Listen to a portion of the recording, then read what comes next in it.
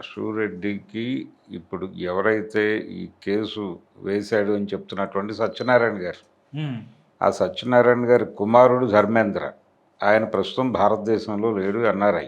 హ్మ్. అయితే ఆయనకి ఈవిడికి పూర్వ పరిచయం ఉంది. అదేదో నిన్న మొన్న ఎస్టాబ్లిష్ అయిన కేసు కాదు. 2021 నుంచి నడుస్తున్నటువంటి స్టోరీ. హ్మ్.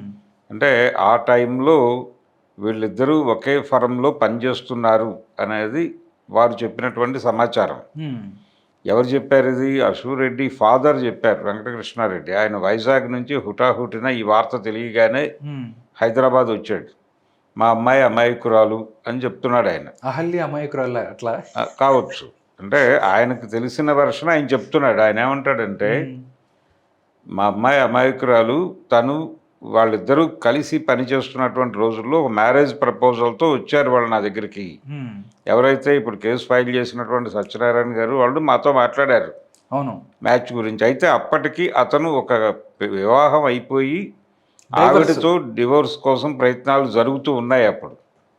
సో, అందుకని మేము కొంచెం సంశయంతో ఉన్నాం. తర్వాత ఏం జరిగిందో, వాళ్ళిద్దరి మధ్య ఏం జరిగిందో మాకు తెలీదు. హ్మ్.